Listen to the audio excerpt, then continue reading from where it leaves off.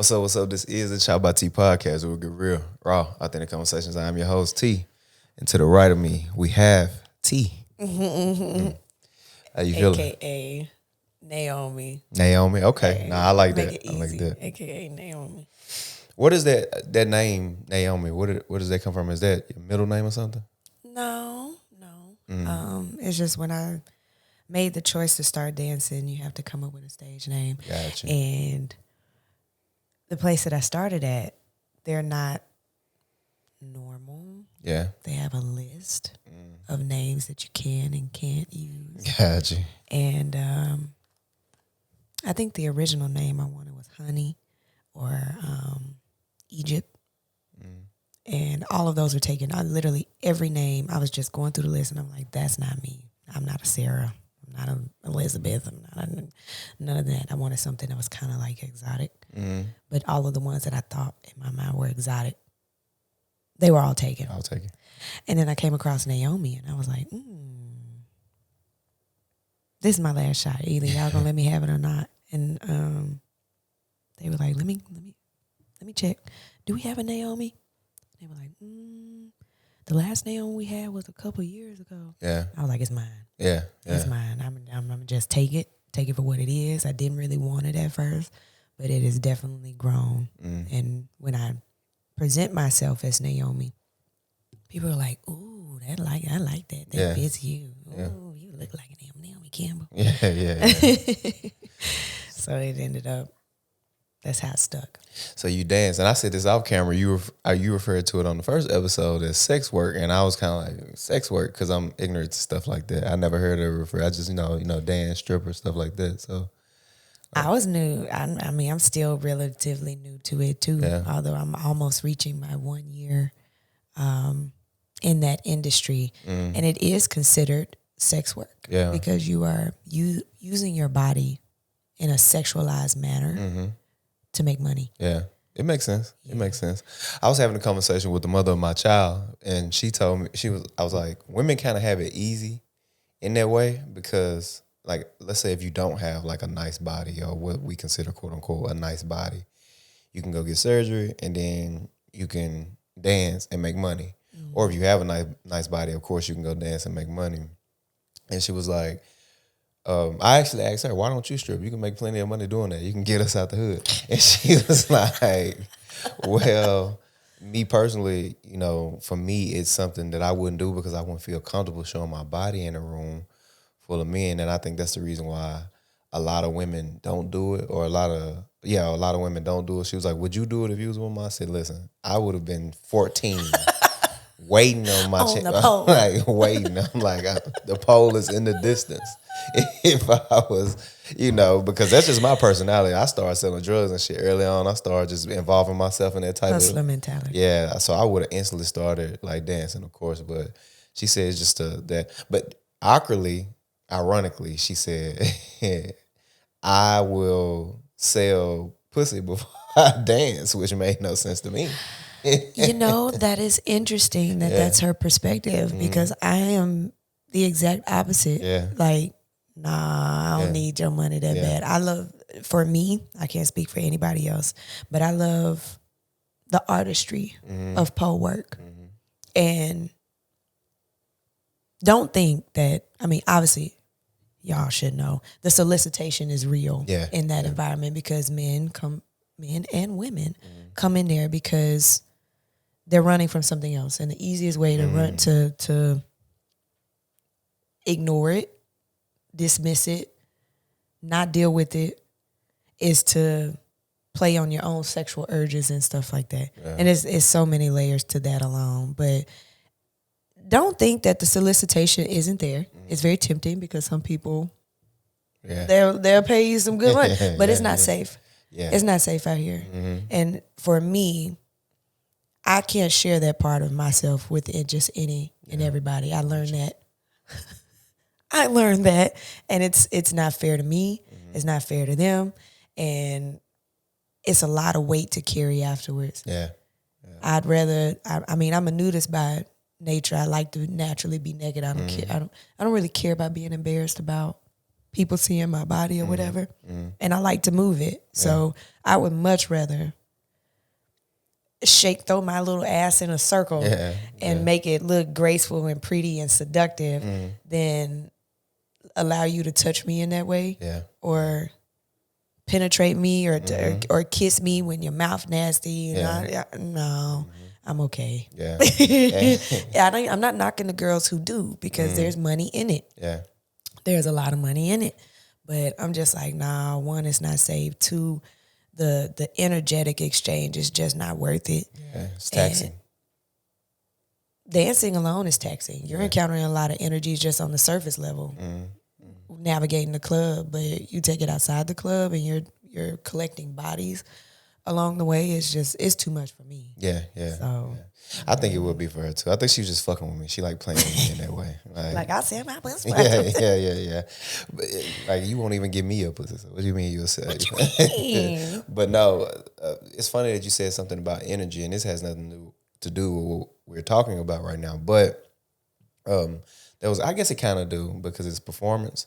There was a guy, I watched a clip of a guy being interviewed, and he was basically like, when he was a rapper. So he performed on stage, and this specific time he performed like one of the bigger artists, of our time or whatever.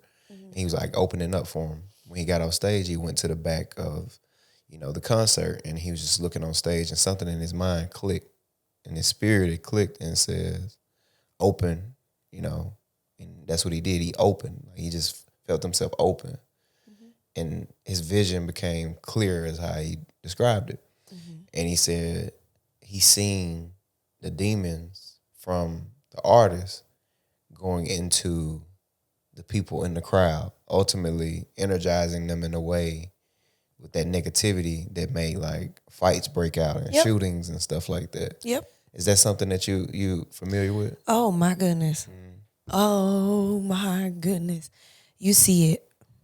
I feel like it's even worse in the club. Yeah. Because not only are you having the music that's funneled from the artists that are feeding their negative energy, but you also have people who are coming in fighting their own individual demons. And in a way, the demons that's in that Joker, they're not just sex demons. They're not just that. They're people, I'm pretty sure, I've encountered murderers, people that ain't got caught yet. People who, are just very sick in the mind. And thank God for one of my really, really good friends, Empress Alia Estella. I met her when I first started dancing. And she told me, it's not like I couldn't feel it already, but she helped me get a clear picture of what those demons look like. And how you can feel energetic shifts constantly in a club environment between the girls, customers, management, security. Everybody is fighting their own individual thing. And a lot of these people in all four categories are lost. They go into the club scene because they're running. They're running from something. Don't get me wrong. I'm still running from shit too. But the lack of awareness of that in the club environment is massive. People go in just, I don't give a fuck. I'm coming in here because I got the money to spend. I want to see these naked women because I have these impulses and I don't give a fuck.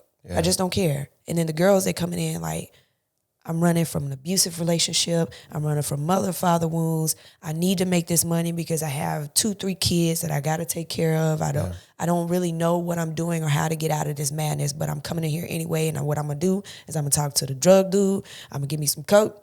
I'm going to get my weed. I'm going to roll my weed up. I'm going to take these shots because these folks bringing in bottles. And I'm going to just have as much fun as I think I can until I'm sick. And the next day, next week, I'm recovering, and I'm gonna do it again. Because it's a vicious cycle, and I see so many babies lost. So many of them just lost, and I ain't gonna be like, I ain't a little lost too, but the awareness is what's important. And I'm grateful God didn't put me in the dance industry until I was well in my 30s. because the life experience aided me Yeah. in knowing how to keep my eyes open to navigate it. Because I'm still learning. Yeah. I'm still learning. I ain't been in but 9-10 months. I'm still learning, but I see so much. Yeah. And I'm just like, damn. Let's get into that. What makes you in the moment decide, like, what things transpired to get you to the point where it's like, all right, I'm about to start dancing? Well, I've been thinking about it after I got out of the military because while in the military, I was taking like pole classes here and there, simply because I genuinely like what it looks like to be graceful and have that level of strength to take yourself up and down it and rotate around it or whatever. So I started taking classes and I was like, I still don't think I have the gall to do this. But you know what? I'll just let it ride. I moved back to Memphis and I started working for FedEx office. And I was like, FedEx office, it pays me decent money, but I need just a little bit more. Yeah. I'm going to get a second job. So I was like, fuck it. I'm going to get a second job at the Pony in Memphis. Yeah. And not as a dancer, but as a waitress. I was like, you know, I could still make $400, $500 in a weekend and that be that. Yeah. My first, I think I started working there in November of 2022. And I was seeing these girls and how much money they was making. I was like, you know what? It definitely gave me confirmation with the customers and the dancers. They were like, why don't you dance? Can I get a dance from you? Please, I'll pay you $100 just to take me back there and give me a dance. And I was just like, I can't because I'm not a dancer. Yeah. But after I got there so much and I was seeing like, because I realized after the fact that the money that you see on stage, that ain't where the money is. Right. That's not where the money is. I didn't know that. But seeing the money that was coming on stage, I was like, yeah. Okay, let me see what I can do. So I asked the management, I was like, y'all gonna let me dance? And at first they made me kind of self-conscious because although I'm very fit, very athletic, because I was over 200 pounds at one point, I have excess skin on my stomach.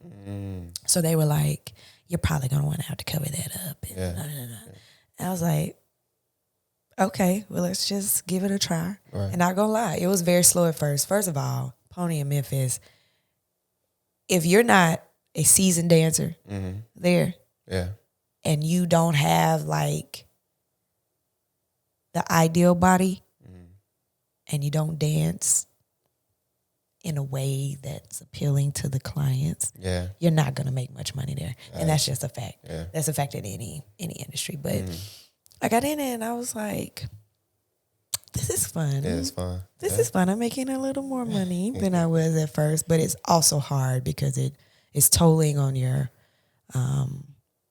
self-confidence. Yeah. It's tolling on your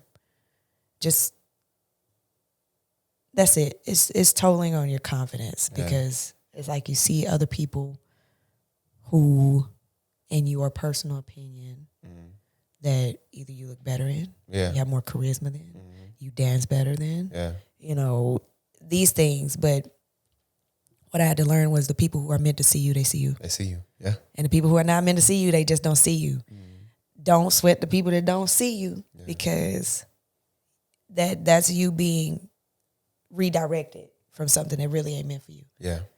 And I tell you right now, some of these regulars, I'm glad they don't see me because they energetically it's not a match. It's not a match. You into some shit that I'm just not into, or you're disrespectful. And it's very important in that industry to have boundaries because if you're not standing for something, you are gonna fall for any motherfucking thing. Anything. If you don't say, hey, you can't touch me. Or no, I don't want you to touch me like that. Or don't talk to me like that. They're gonna do you any type of way.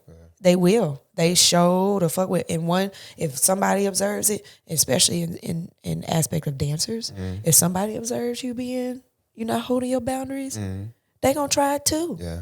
So it's like, no. we've had dances a lot of the times, and I've even, and I hang around what I think is a good group of dudes. Mm-hmm. But even with that being said, there will be times when I got to reel them back in. Like, hey, relax. Like, she's a human, not just like a thing that you can just do whatever because you hand her paper. You know what I mean? Like, you can't just do whatever. Like, so it's like, I've even had to reel them back. So I can only imagine people who are not as good as the friends that I hang around and how they do. What's some of the craziest things that you've seen in there since you started? I haven't seen too much crazy stuff. That's because I like to stay out the way. Yeah. I'm not one to meddle or try to find out gossip. Yeah. I'm too old. Yeah. I'm too old for that. Like, no. And if I see something about to pop out, because I know the nature of that business, a lot of girls, they have trauma. They carry weapons. I know they're not supposed to. Yeah. They do certain things. When I see something attempting to pop off, I get my ass up and I'm heading somewhere out the way. I mean, I have seen some fights. I have seen some customers get like just downright belligerent. Yeah. It's a lot of stuff that I think, or in my mind, I don't think is too crazy. But for someone who's not involved in that industry, they'd be like, "What the fuck?" Yeah. I don't know. I've seen the fights. I've seen crazy rowdy customers. I've seen. I done got into it with the DJ before. Yeah. I done almost squared up with a customer before myself. And I've never done that. That was like an isolated incident because more times than not, my boundaries are firm. Most people just don't test me like that simply because of the way that I carry myself in that environment or whatever. But no, dude was finna catch hands that day. Yeah. I mean, I'm on stage squared up like, what's up? You better step back. But I don't know. I've heard of more crazier things that I've seen. Yeah. That makes sense. Yeah. People telling me what's happened. But those are people who I like know closely, like Stella. And when you got there, I assume Stella became like a mentor to you in a way, no? Ironically enough, yes. But she is 10 years younger than me. Really? Yes. Yeah. But I'm the baby dancer. She's the seasoned dancer, but she's 10 years younger than me. But you have those people who, like, I would consider myself, to some people, one of those people as well. Like, you have those people who are much younger than this person, but they provide so much wisdom based on their experience in that specific area. Correct. Yeah. Correct. Yeah. I'm grateful for her because, honestly, I met her when I was still a waitress, and not even gonna lie, when I first saw her, I was like, oh my God. Yeah. She is fucking gorgeous. Oh my God. And there was another girl who we danced with at the time who was her literally best friend. She was like, my friend got a crush on you. And rest in peace, Molly. Rest in peace.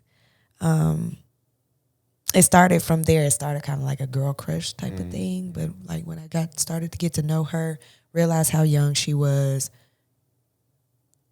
Despite her human years, the girl has so much wisdom, so much just spiritual wisdom in her. And we locked in from there. And she has taught me not just on the spiritual side, but observing her as she dances, graceful. And I'm a big learner through observance. Most of the pole tricks that anyone who may follow me or my dance page after this, I learned those tricks from watching. Yeah. I wasn't going to pole classes. And when I took a pole class, they were teaching me that stuff I already knew. Yeah.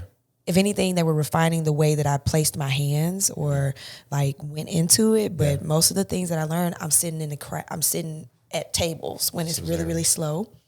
And I'm just watching the girls dance. I'm like, how are they putting their hands up there? Yeah. Oh, they bring their leg around that way. You know? I'm watching that way, and I've learned a lot from her. Yeah.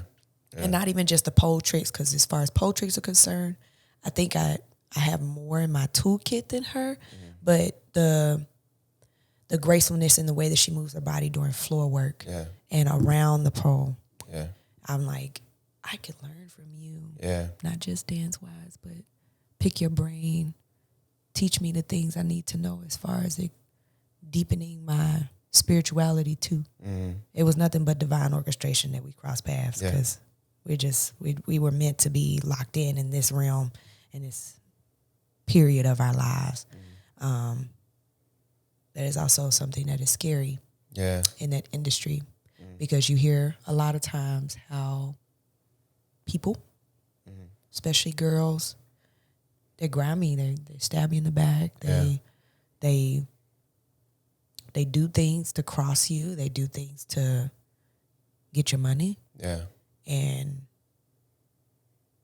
I'll tell you right now, Spirit told me she not one of them. Yeah, she not one of them. Yeah. But I can't say that about everyone else that I've encountered. Like, I've encountered some really sweet girls, young, sweet, but your spirit will tell if you could really trust somebody or not. Yeah. And in that environment, I ain't trusting nobody. Yeah. Estella is an exception, a very rare exception. Yeah. But everybody else, anybody who listens to this podcast, if you want to get into dancing, you keep your head on a swivel, always. Always lock your shit up. Don't ever leave it sitting out. And don't talk about your business. Yeah. Do not talk about your business. And if you do talk about your business, it needs to be very concise. Yeah. Don't go into detail. Because people, especially if you're pretty, you making money, you have a beautiful personality, people are taking notes on you. Yeah. And that's a fact. People are taking notes. They're like, I'm going to watch this girl. Yeah. And unfortunately, that type of space, that environment, it attracts, some of the most negative people in a way. The snakes. So, of course, you will run into that. And anytime, like you said, you deal with that many people on a daily basis, you can start off as a sweet person, a good person, but that shit will turn you bad. Turn you callous. Yeah. And I refuse to let that happen to me. Yeah. I can't tell you how many girls will come up to me like, oh my God, you're always so happy. You're always so optimistic. Like, even when you come in and on days we not making money, you say God's still good. Yeah. And, I choose to be like that. I got to lead with love and light coming in there. Yeah. Because there's a lot of darkness. Yeah.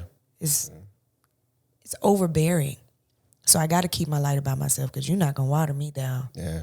You're not going to do it. If I come in, I have a fucked up attitude, I transmute that dancing. Yeah. I literally will get up there and I'll be like, fuck it. Don't nobody got Timmy on stage. I'm still finna break a motherfucking sweat. Yeah. It's like, people who go to the gym and you're angry, you pump some motherfucking iron. Get it off your chest. Rechannel it into something else. That's what it is for dance for me. Yeah. And the people who see the artistry, I'm grateful for those. Because they fuck with me. Yeah. The people who do not see my artistry, I'm grateful for them too. Yeah. Because you don't need to see that shit no way. Right. Don't come in here trying to mess up my vibe, my what I have in mind, my goals. Don't do none of that. Leave me alone. Yeah. Do you ever think, being a dancer, what your children may think later on? That's so funny. Oh, that's so funny because my husband, he told me, he was like, we were talking to this guy.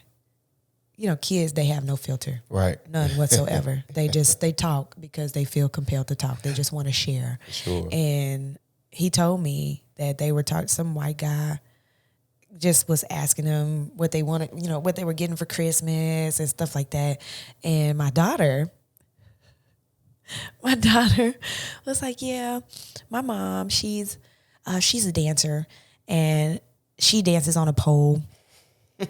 And, she's even drawn pictures. Yeah. I wish I you know what? I might find that picture and send it to you. Add it to the pocket. She drew it. Yeah. She drew a little a Christmas elf dancing on the pole. Really? And ironically enough, I had a pole in my house before I wasn't able to put it up anymore. The ceiling was doing something weird, so I just don't trust it. She actually busted both of her front teeth playing on my pole in my back room. $1,000, just like that. Busted the front teeth, and those are the ones that are her adult teeth. So she has to she'll probably be dealing with that for the rest of her life. Yeah. But I'm trying to navigate the best way to be transparent and honest about what it is that I choose to do for a living, but also make them aware that there are ways to navigate it without the negative connotation that comes with it. Yeah. Because I am not a prostitute. Right. I don't deal with pimps. I go in there because I can make money by seductively moving my body, and there's nothing wrong with that. Facts. There's nothing wrong with that. Feel what you feel. May be taboo, may be too much for you, but for me and mine, they're gonna know that your body is a tool. Yeah. You can use it for good, you can use it for bad. Don't let anybody fill your mind with anything that doesn't resonate with you. Yeah. As long as you are being responsible, you are being safe, you are maintaining your boundaries, don't let that stop you. Because if my daughter told me, Mommy, I want to do pole work too, I'll be like, all right, we're going to put this pole up and I'm going to teach you. Yeah. And I'm going to teach you the responsible way to do it. Yeah. Because it's an artistry in there. There is an artistry, and you don't have to do it in the club. Yeah. I just choose to because that's a quick way for me to make money. But in the process of me expanding my knowledge of the industry, I'm taking notes. Yeah. I'm thinking about owning one of my own one day, but it's going to be completely different from what we're used to seeing.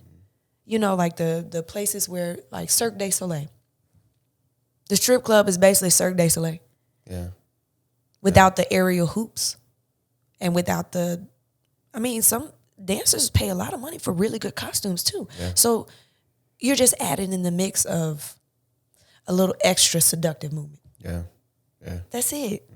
So with my babies, if they want to do pole work, my son included, because I follow some of the baddest pole artists, and they are men. Really? So if my son wants to do that too, I'm not finna stop him. Yeah. I'm going to just say, baby, if this is what you want to do, I'm going to just show you how to do it responsibly. Yeah. Yeah. That's it. Yeah. It's not as easy for men though, right? I'm asking for a friend, not for myself. For men, it's not so much the seductive movement. It's more of like the display of strength and the agility to climb up and down and do certain pole tricks. Some men kind of sexualize it, but most of the men that I follow, it's more so like power strength and showing like your ability to hold certain poses and defy gravity. But as far as women, it's more of like the fluidity movement. And I'm trying to learn how to combine the two because I love a powerhouse. Yeah. I love powerhouse moves and tricks and stuff like that, but I also want to tap into the feminine and be slow and seductive and graceful and fluid. It's still a learning process. I ain't even a year in yet, and I'm just getting started. Like, there's so much that I'm observing and so much that I see. I can learn from both men and women how to hone my own artistry. Yeah, yeah. So, what would you say to the person who sees it and hears the things that you say and they see it as like a negative thing? What would you say to them? That ain't my problem. Yeah. There's nothing I can say or do to adjust your perspective. If what I say or do doesn't move you to at least be intrigued, that there's something outside of what you've always known, I can't help you. And I ain't finna force you. Yeah. It's on you. You can keep it. You can keep the negative opinions. You can keep it. Because what I'm doing over here, I'm proud of. Yeah. And you can't take that shit from me. Yeah. You cannot take it from me. Yeah. You can do what you will. And I think we just don't understand most times nuances and things because we'll support you know, somebody and glorify somebody like I don't know, just Jeff Bezos or somebody like that, who actively, you know, in a year's time ruin thousands of people's lives by laying them off. And, you know, we'll glorify him as, oh, the ultimate businessman, you know, and he ruins thousands of lives and literally takes over industries and, you know, buys out industries or like outlasts industries like small businesses. It's fucking up the not economy, but fucking up a small economy in a city. You think about some place like where I'm from, Bolivar, that's small. He can come in and literally ruin all the mom and pop businesses, and they have done that. Those are practices from Amazon. But we glorify him. But somebody who dances, you know, we may see them as not so great. Yeah, or turn our nose up at them or something like that. But really though, like, everyone's gonna be the villain in somebody's story. Yeah. And that's a fact. Regardless of what capacity or like reach that you have to be the villain, you're gonna be the villain in somebody's story. And as far as Jeff Bezos, a lot of us do look at him. Yeah. Bill Gates, all their ass, all of them. Yeah. All of them are villains to somebody, but they're heroes to others in ways of like blessing them with opportunities or putting money in their pocket or just knowing their name, putting them in contact with someone who helps them achieve their own personal goals. Like, it's 2 sides, 3 sides to every story. And as far as me, you can either glorify and support what I do. You see me putting myself out there because it's scary. Yeah. It's scary, but I'm overcoming my own fears to put myself out there regardless of what comes back. I just have to be aware and know that I'm moving in a way, in a frequency that I want to come back to me. Yeah. Fuck all the other shit. You can look at that and admire it. Or you can look at that and feel intimidated. Yeah. You can look at that and be envious. Yeah. You can look at that and be jealous or be hateful or whatever the case may be. You be the villain. Yeah. Yeah. I'm not gonna lie. Self-preservation and pursuit of my own self-goals is important to me. Yeah. And like I mentioned in my other podcast, you're going to encounter some casualties along the way of you discovering who you are and what it is that you want to do in your life. Yeah. You're going to encounter some casualties. But as long as I feel as though I'm moving out of a space of love and it's not my intention to hurt you, what else can I do? Because I'm not out here being malicious. I'm just trying to do what I feel is best for me and mine. So if you feel some type of way about that is a you problem. That's not for me to carry. Fact. I'll acknowledge it. Be like, wow, it wasn't my intention to hurt you or make you feel any type of way about what it is that I'm doing. I mean that wholeheartedly and sincerely. Yeah. But if beyond that, if you want to continue to carry that, that's your baggage, not mine. Yeah. So, you know, for the people who are out there looking at dancers like, ugh, or y'all are nasty, y'all are sex workers, and is. Yeah. And I'm happy to do it. I'm grateful I have the ability to do it. I'm grateful for the vessel that allows me to do it. I'm grateful for the mindset that guides me in navigating this process because big things are coming for me. Yeah. Big, beautiful things are coming for me. So you do what you will with that. Yeah. That's it. Yeah. Yeah. And it's a luxury to even acknowledge it. That's another thing too, because you don't have to acknowledge it. You can just say, like, you know, say fuck y'all. Yeah. Yeah. But that's not me. That a part of that is me. I ain't gonna lie. But I'm growing. Yeah. I'm growing. It's important for me to acknowledge the people that I have moved in a way that I didn't mean to move that way. Yeah. It's important to me. Yeah. Because I'm learning what self-accountability and emotional responsibility looks like. Didn't always know what it looked like. Yeah. But the more that I grow, the more that I experience, I'm like, okay, the village is important. It's not just about you. Yeah. I mean, it is about you, but also your community and your village are important too, and how they feel should be important to you. So, excuse me, I'm not just gonna do what I do and say, fuck your feelings. Yeah. That's not me. I'm gonna do what I do, and if your feelings are fucked up, I'm gonna say, hey, I'm sorry. I didn't mean to do that. Yeah. That wasn't my intention. You know, that's what I like the most about you and my time of just interacting with you is that you open yourself up for judgment and you're willing to receive the judgment, you know, good or bad. And that's rare. It's rare to have that accountability and be open to judgment. It's specifically for our women. You know, it's rare and it's hard for that to be a thing. And I like that most about you, that you open yourself up for judgment and you allow yourself to be accountable. And I guess my question is where do you get that from? How does that come about for somebody? Life experience. Like really sitting with some of my wounds, Yeah. like childhood wounds. It's not easy to be judged. No one wants to be ridiculed or criticized. No one likes the feelings that come from that. It makes you doubt yourself. You know, it can strip you of your confidence, make you think negative thoughts about yourself, which I it's not like I'm avoiding it. Like I'm or saying that it doesn't exist. It absolutely, when I do get judged, when some people, like even with the last podcast, like some of the comments people were saying, yes, I met it with love, but don't think that I wasn't like, damn. Yeah. Yeah. Oh, okay. Yeah. That's how you feel. Okay, well, don't think I wasn't like that, but it just took me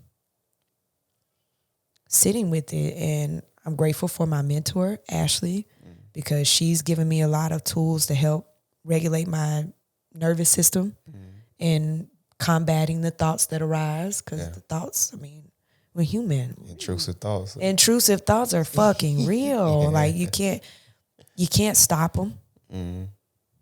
I won't say you can stop them, but you can meet them. Yeah. You can meet it with a lot of love and a lot of grace and compassion and say, hey, this is what I'm thinking, this is what I'm feeling, but it ain't true. Yeah. It ain't true. Yeah. Sit with the fact that it's not true. I don't have to allow it to be true. And that it just came from life experience and working with someone who is aware enough and wise enough and has the tools and loves you enough to share those tools with you on how to flow through that and navigate that. So it's a village. Yeah. It's a village that helped teach me that, because my familial bonds, they didn't. Yeah. But the people who I've encountered as life has progressed for me, they're the ones that are teaching me the tools that I need to know to combat what goes on in the mind and what goes on in your energetic portals. Yeah. I need to. I get to thinking some crazy shit. For real. No, real talk. If you want her information, I will gladly give it to you, because she is. I trust that woman with my life. Yeah, that woman is amazing. Ashley, I love you. Yeah. What's next? Where are you now? In what regards? Every way. Mentally, physically, emotionally, spiritually. I am exhausted. Yeah. But same. I'm grateful for the energy to just keep pushing, because, you know, I realize the goals that I have in mind, they don't come overnight. They don't come overnight. It's a hill and valley type of thing. It's a frequency. You flow up, you flow down, you flow up, you flow down. And right now, I feel like if I had to look at it in the form of a wave, I'm at like the bottom, but coming up. Yeah. So and that's a beautiful place to be. Baby. And I'm just looking toward the horizon, like it's the end of the year. Yes, a lot of beautiful things happened this year. A lot of blessings happened this year, but also it was a big year of grieving for me, grieving a lot of my past selves, a lot of relationships, a lot of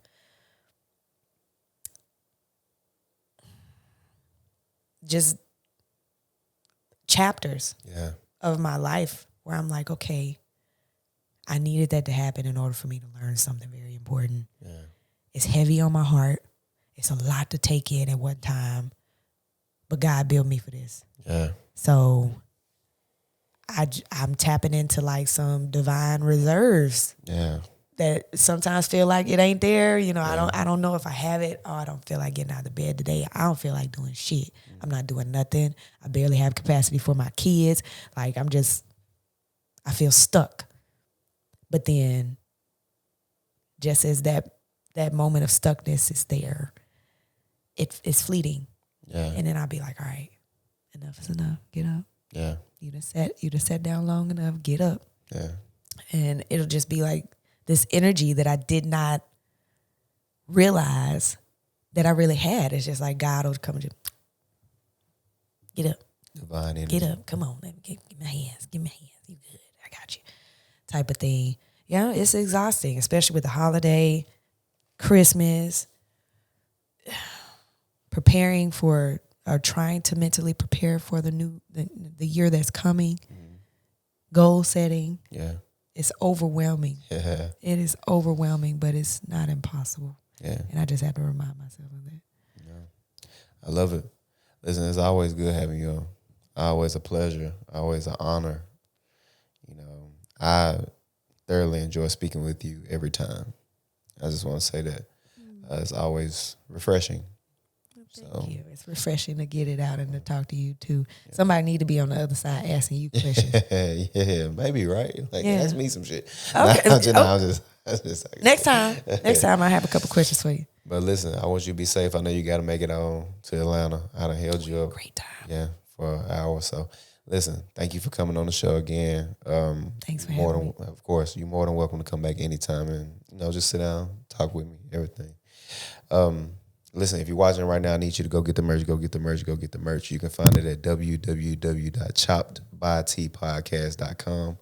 Again, it's www.ChoppedByTpodcast.com. One last time, thank you for coming on. Thank you. Listen, this is the ChoppedByT podcast where we give real, raw, authentic conversations. Until next time.